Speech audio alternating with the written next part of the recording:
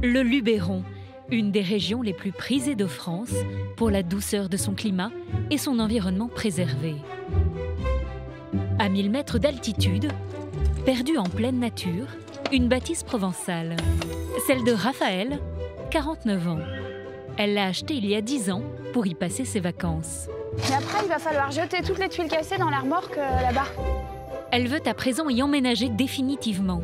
Et pour cela, elle se lance dans un projet colossal, rénover entièrement, de façon écologique, cette maison de 200 mètres carrés. Ce qu'on va refaire, c'est toute l'isolation. On va aussi mettre un grillage anti-rongeurs pour se protéger des loirs et des souris. En bas, pour donner un coup de main, sa fille Avril, 14 ans, et Gérald, son compagnon. Comme toute la famille participe, il y a aussi Charline, 6 ans, la fille de Gérald. Pendant 1 an, Gérald et Raphaël ont mûri leur installation définitive. Oui, C'est papa qui les a dessinés. oui, c'est moi qui dessine par le soleil. Ils ont fait différents croquis et sélectionné les matériaux les plus adaptés pour avoir chaud dans cette vieille maison en pierre. 1 mètre de mur de pierre, où là il y a 60 cm, c'est aussi peu isolant qu'un double vitrage. Donc on a décidé de l'isoler en paille de lavande. Les gens ici la récoltent uniquement pour en faire de l'essence, mais n'utilisent pas la paille, qui est ensuite mise à pourrir dans les champs ou parfois brûlée. Donc on a la possibilité de la récupérer gratuitement. La paille de lavande va servir à isoler les murs par l'extérieur, une des méthodes les plus efficaces. Le projet de rénovation de Raphaël est très ambitieux. Surélever la toiture et refaire entièrement l'isolation, changer les 30 portes et fenêtres, construire 3 terrasses et plusieurs balcons supplémentaires, la maison va être complètement métamorphosée. Raphaël est auteur d'une collection de livres de bricolage. Cette maison est son terrain d'expérimentation. Alors là, on arrive dans le salon. Presque toute la déco a été faite comme je pouvais moi-même. La plupart à partir de récup. Donc par exemple, là, c'est un mur de tiroir. Cette table-là, elle vient de la déchetterie et j'ai mis simplement une peinture ardoise dessus. Ça sert beaucoup aux enfants qui dessinent, qui font des parcours de petites voitures. Ça, c'est une mezzanine qu'on a construite avec mon fils. Avec des bois qui viennent juste de la forêt à côté pour faire la balustrade.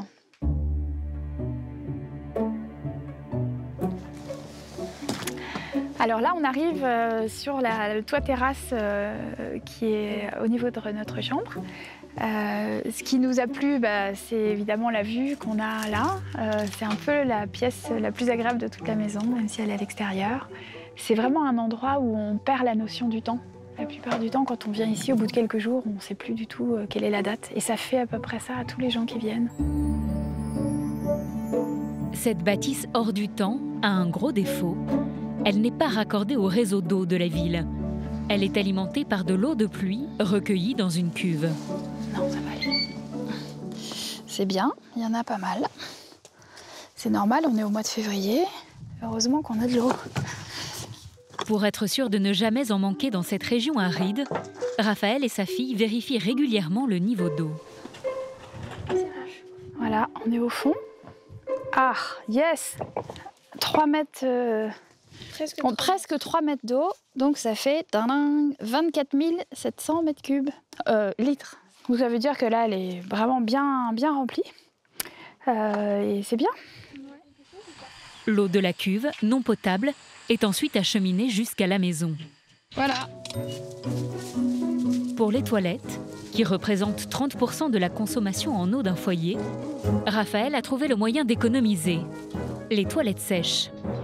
Elles sont dans cette cabane au fond du jardin, que les filles ont décidé de rendre plus accueillante. Il y avait des cailloux juste et on trouve ça beaucoup plus sympa avec des plantes et de la vie. Ça ressemble vraiment à des toilettes normales, hein. On a un petit bac à côté avec de la sciure de bois que nous prête un ami qui travaille dans le bois. Comme ça, après, pour éviter que ça sente, on met de la sciure et ça se décompose plus facilement. À 14 ans, Avril, qui a passé tous ses étés dans cette maison sans eau courante, a déjà une conscience écologique bien ancrée. C'est bon, tout te semble bien? On a baigné là-dedans en fait toute notre enfance et rien qu'avec cette maison-là, depuis qu'on l'a, on fait attention à l'eau. Tout le monde prend conscience petit à petit et peut faire des petits gestes comme par exemple des toilettes sèches. Cette maison est encore bien inconfortable. Mais Raphaël et Gérald ont décidé de s'y installer pour suivre le chantier. Vas-y, tu l'épluches. Est-ce que tu sais... Comme ça, dans ce sens-là? Bien sûr. Pendant les vacances, ils accueillent leurs enfants. Ouais, mais il est toujours pas fini ce gratin. Il est en cours de fabrication. C'est bon, il y en a plus. Super, merci. Ce soir, Félix, l'aîné de Raphaël, les a rejoints. Allez, chips et feu. On monte? Ouais, chips et chips. Alors, on va se mettre autour de la cheminée parce qu'il fait froid. Hein, on n'a pas de chauffage. On est en février. La maison n'est pas encore isolée. Allez, le chin du début de chantier. Quand on est arrivé là, il y a quelques jours dans la maison, il faisait 7 degrés. Voilà, 7 degrés. C'est vraiment le pari auquel on n'arrive même pas à croire. En tout cas, moi, j'arrive pas à croire. Gérald arrive plus à y croire parce qu'il a l'esprit plus scientifique. normal, Et il y moi, a ça ne me Paris. suffit pas de me rendre compte que de mettre de la paille de lavande et de la ouate de cellulose, ça va suffire à ce qu'on ait moins froid. J'arrive pas à le croire, mais c'est le pari. Cela fait des années que Raphaël mûrit son projet de vie à la campagne. Un changement radical pour cette citadine. Et quand on est en ville, on se rend compte qu'on sait à peine où se lève le soleil, à quelle heure il se couche. Ici, nous, on appelle ça le quart d'heure doré quand ça se lève le matin, parce que pendant un quart d'heure, il y a vraiment une lumière orangée qui est très particulière. Et c'est vrai qu'à un moment, on s'est dit, mais pourquoi on rentre en ville après, quoi? Dans son aventure, Raphaël embarque sa fille, Avril, qui fera sa rentrée dans un nouveau collège. Tu te vois vivre ici en septembre? Non, je me vois pas, non. Mais c'est pas grave. Hein. Mais ça te plaît quand même? Oui, mais j'arrive pas du tout à m'imaginer. Ah oui. La maison sera-t-elle terminée pour accueillir la famille en septembre? Le chantier est à l'arrêt depuis 2 semaines. Pour pouvoir le reprendre, Raphaël attend des matériaux. Ils vont lui être livrés d'un moment à l'autre. Et donc là, il va partir, là, c'est ça, au fait? C'est ça? Ouais. D'accord, très bien. Ok, c'est bon. Merci. Allez, au revoir. Manque de chance, elle se retrouve seule pour organiser la livraison. Gérald, son compagnon, qui est rentré à Paris, n'a pu être présent. Ouais, c'est compliqué. Je vais déjà voir avec le chauffeur s'il peut tenter de venir ici. Inquiète, Raphaël craint que le poids lourd reste bloqué sur les 500 mètres de piste caillouteuse qu'il faut emprunter pour arriver jusqu'à la maison. Le camion, un 44 tonnes, a déjà commencé son ascension. Bonjour. Bonjour. Vous avez trouvé facilement? C'est un peu le bout du monde, mais on y est arrivé. Parce que là, le pire est à venir, en fait. On va y aller doucement, là, C'est de l'escalade. parce que j'ai monté les suspensions. J'ai monté les suspensions au maximum. Ah, c'est pour ça? C'est cool.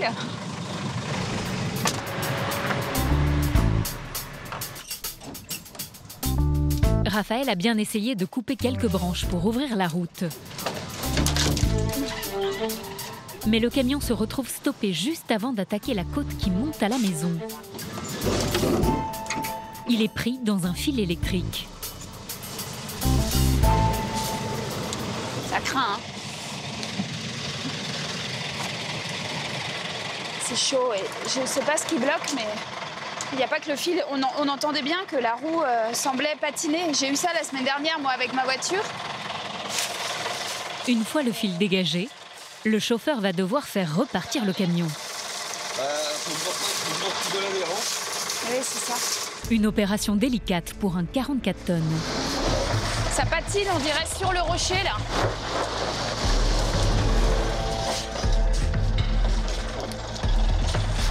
On dirait que c'est seulement la pente qui gêne, finalement. C'est même pas tant les virages ni les arbres, c'est juste le fait que c'est très, très lourd.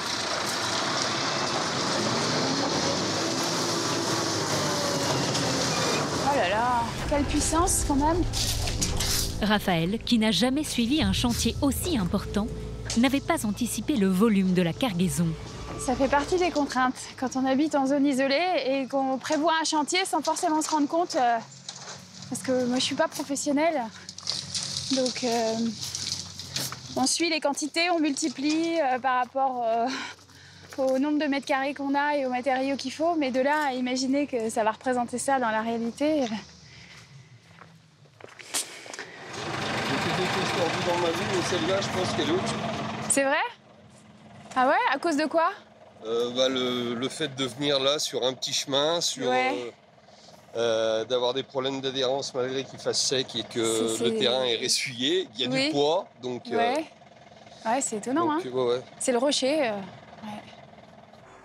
Il faut maintenant décharger tout ce bois. Mais Raphaël n'est pas équipée. Débrouillarde, elle a donc fait venir en même temps le camion grue chargé de livrer son isolant. J'aurais pas cru que tu montes avec celui-là. Là. T'as plus de chance que moi, toi. Ça va bien? Ça va mieux. En moins d'une heure, ils vont décharger les 9 tonnes de pin Douglas, un bois de qualité qui arrive d'une région voisine, l'Ardèche. Les travaux de charpente vont enfin pouvoir commencer.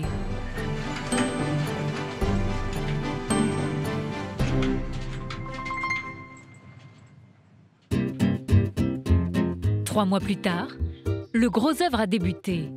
Raphaël a investi 200 000 € pour rehausser le toit, créer une coursive et changer les 30 portes et fenêtres. La maison est ouverte à tous les vents. Une étape éprouvante s'annonce. C'est un gros chantier. Il n'y a pratiquement pas une pièce intacte. Donc ça bouge de partout. C'est vrai que ce qui est étrange, c'est qu'on en vient quasiment à réhabiliter une ruine. Mais Raphaël garde le moral. Aujourd'hui, elle a appelé du renfort. Salut Nicolas. Des gros bras pour accomplir un travail de force. Bon, on vous attendait, hein? Bon. Alors le chantier, il commence avec le déplacement de la grosse poutre. C'est la plus grosse poutre de la maison. Et on vous attendait parce qu'on ne peut pas la porter tout seul. Donc j'espère que tu t'es bien entraîné ce week-end. Allez. C'est Elvis, le charpentier, qui dirige cette opération périlleuse. Moi je coupe, j'enlève la cale et je vais couper en dessous aussi. Il y a une cale aussi en bas. C'est bon? Ouais. Allez. Grâce à la reconstruction de la charpente, cette poutre, autrefois porteuse, ne sert plus. Elvis compte la réutiliser de l'autre côté de la maison. La difficulté, c'est qu'elle pèse 150 kilos.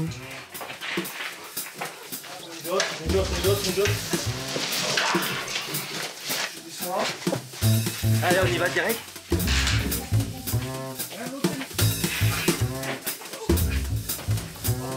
Heureusement qu'ils étaient 4 et bien costauds. Les ouvriers s'attaquent maintenant au toit de la chambre de Raphaël, qui est un peu prise de court. Il fallait que je le fasse hier. Et je ne l'ai pas fait, donc nous aurons tout mélangé. Voilà. Alors, je peux quand même pas mettre les clés de la caravane, le chocolat. Non, c'est vraiment n'importe quoi. Dernier sauvetage. Oh là là, mais oui. J'ai enlevé mon rideau de douche. Sinon, ça va être couvert de merde. Merde, il y a encore une lampe. J'ai pas assez anticipé que ce serait complètement cassé. C'est vrai. Et notamment le plafond, on n'y pense pas, mais qu'un plafond, forcément, ça va tout atteindre. Et ça, il va la casser si je fais rien. Je vais lui dire tout de suite. Allez, toutes les petites merdes qu'on sait pas où mettre, on va mettre celle-là pour le moment. Et voilà, j'ai toutes mes affaires de camping. Et on les a pas enlevées. Merde. Ouais, tu les vois, c'est un peu tard. On peut ne pas casser là pour le moment? Ouais. De toute façon, il va faire le reste. Ah, j'ai oublié d'évacuer ça. Un haut de placard, bien sûr.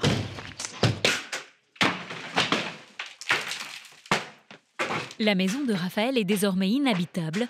Elle n'a plus d'autre choix que de s'installer dans l'une des caravanes du jardin. Habituellement, ce sont les chambres d'amis. Un confort assez spartiate, mais vivre dans ce cocon lui plaît. Hop, donc là, ça sera ma chambre. Ouais. Et notre chambre, parce que Gérald arrive bientôt. Et c'est super, en fait, c'est très agréable. Moi, j'adore loger là l'été. Il y a une vue sur la maison, mais on est un tout petit peu à l'abri quand même. On se réveille dans la nature. C'est super. On a tiré l'électricité.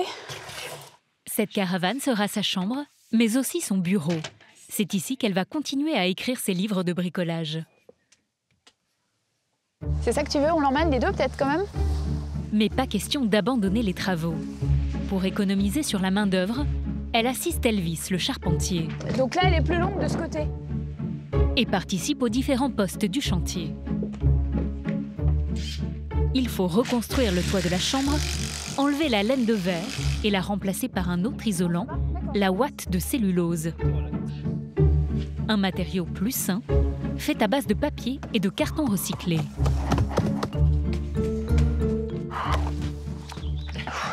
On essaye d'utiliser le plus possible de matériaux écologiques. On n'y arrive pas toujours. Il y a quand même quelques exceptions, mais pas beaucoup. Après, on voit qu'ils sont quand même dans des sacs plastiques. Enfin, c'est jamais parfait. Hein.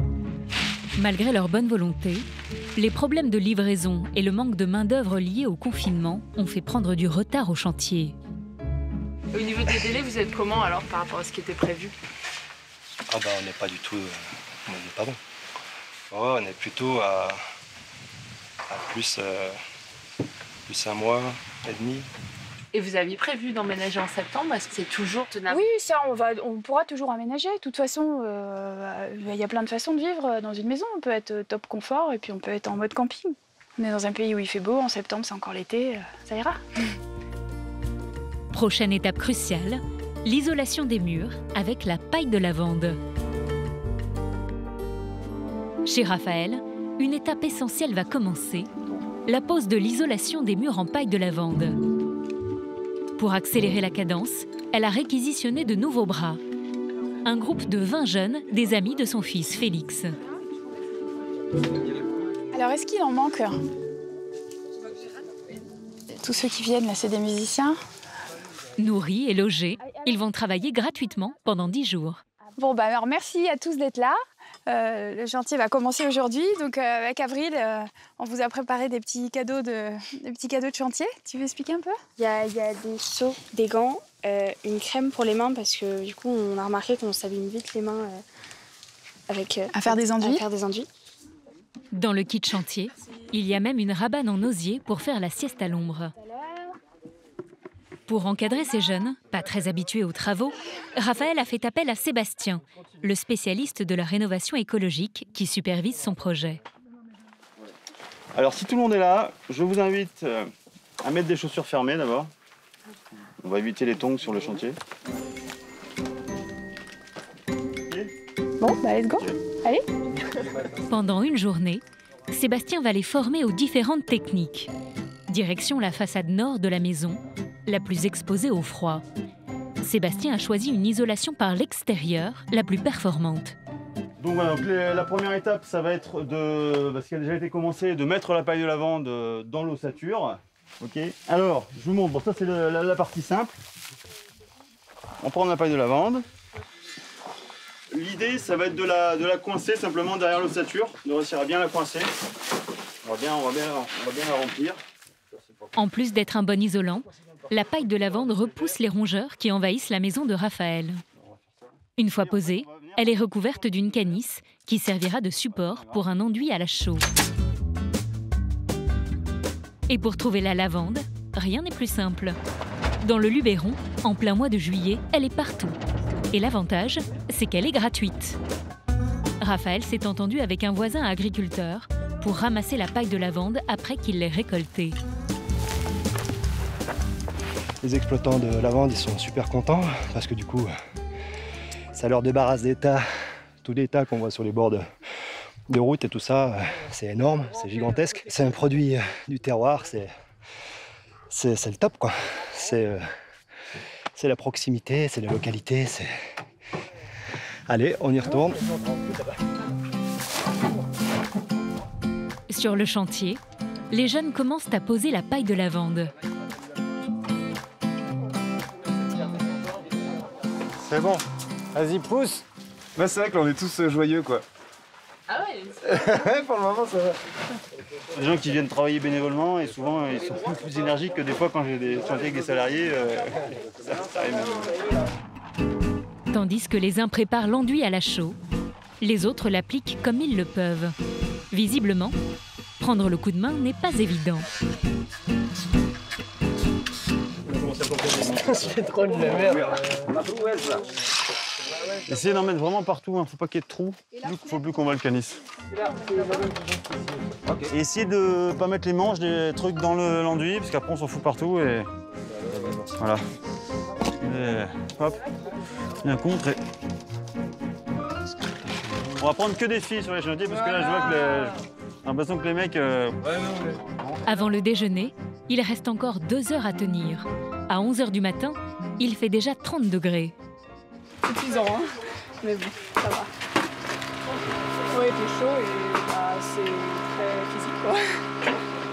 Quand on s'imagine, on est tout motivé et après on est dedans et je pense qu'après on va s'habituer. Pour remotiver les troupes, Raphaël a une idée. Quand vous sentez qu'il y a un petit peu de mou, il y en a 2 qui du coup ramènent des instruments. Si vous, il y a peut-être des moments où il faut qu'on y soit tous, mais d'autres fois on peut peut-être être tous moins 2 et vous jouez. Félix et Elliot se portent aussitôt volontaires pour animer le chantier en musique. Okay. Les jeunes vont avoir besoin de toute leur bonne humeur pour tenir le coup et réussir à isoler l'ensemble des murs nord et est de la maison. Pour Félix, la pause est de courte durée. Il lâche la batterie pour aiguiser ses couteaux. Avec sa formation de cuisinier, c'est lui qui va assurer les repas pendant toute la durée du chantier. Il y en a combien, 50 à couper? Il y aura 18 personnes à table midi et soir. C'est vraiment une organisation énorme de nourrir tant de gens dans une cuisine qui est faite pour nourrir une famille. En fait, le gratin, c'est pas possible. Bah non, c'est ça, il n'y a pas assez de plats. Non, c'est ça malheureusement. Okay. Du coup... Tu arrives autrement? Bah du coup, juste, on va les cuire au four. J'ai bien confiance en Elliot, là, parce qu'il manage ça très bien. Et c'est très agréable de ne pas s'occuper du repas. Parce qu'il y a déjà pas mal d'autres choses à gérer. Donc, le repas en moins, c'est très bien. Si pour Raphaël, cette main-d'œuvre bénévole est bienvenue, pour les jeunes, ce sont des vacances comme ils n'en ont jamais passé. Je vois bien que pour eux, c'est extrêmement exotique. C'est comme s'ils étaient dans un autre pays. C'est le jet lag, en fait. Au moment où on déjeune, on a déjà fait 7 heures de chantier. C'est une longue matinée et on a vraiment fait plein de trucs en s'arrêtant presque à l'heure à laquelle je me lèverais d'habitude. Donc,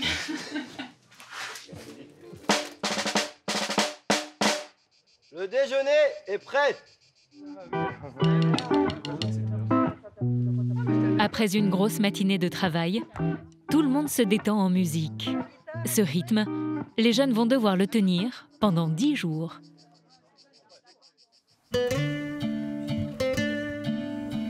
Deux mois plus tard, la maison a encore des allures de chantier. Mais dans le jardin, les caravanes qui servaient de chambre ont été désertées. Comme prévu, à la rentrée, Raphaël, Gérald et leurs enfants ont emménagé dans la maison. Et ils s'y sentent bien. On est surpris de se rendre compte que ça marche quand même, ce qu'on nous avait dit. C'est-à-dire le fait de changer toutes les ouvertures et de changer l'isolation fait que même là, on est début novembre, donc il fait 1 degré la nuit. Et on chauffe peu. On a quelques radiateurs dans les chambres allumés que quelques heures par jour. Et en bas, il n'y en a pas et ça va. Quant à Avril, elle a fait sa rentrée dans son nouveau collège. J'ai moins d'autonomie qu'à Paris où je pouvais prendre le métro plus facilement, mais ça va. Comme chaque matin, Raphaël accompagne sa fille à l'arrêt de bus, à 1 km de là, avant de commencer sa journée de travail sur le chantier. Maintenant, on enlève tout. Aujourd'hui, Raphaël vit une étape importante. C'est bon. Grâce à la présence d'amis de la famille, elle va enfin pouvoir retirer l'échafaudage qui leur a permis d'isoler les murs en paille de lavande. On avait emprunté l'échafaudage pour 2 mois, je crois, et voilà, on l'a depuis, je ne sais plus, 8 mois.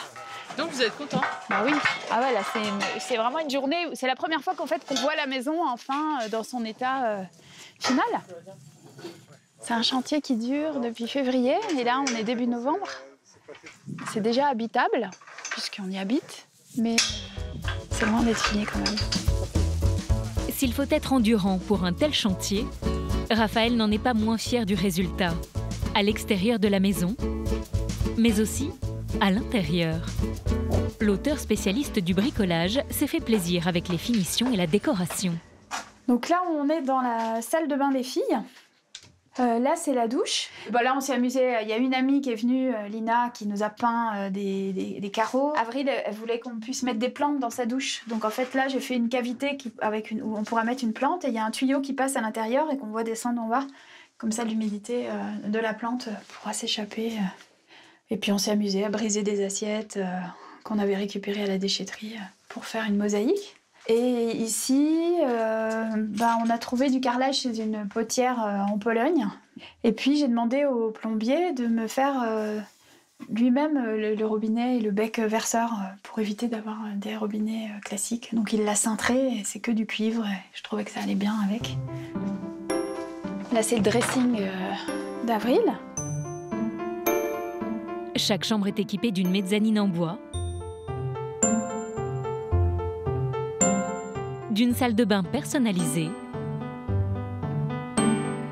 et d'une ouverture sur l'extérieur pour profiter du soleil du Luberon.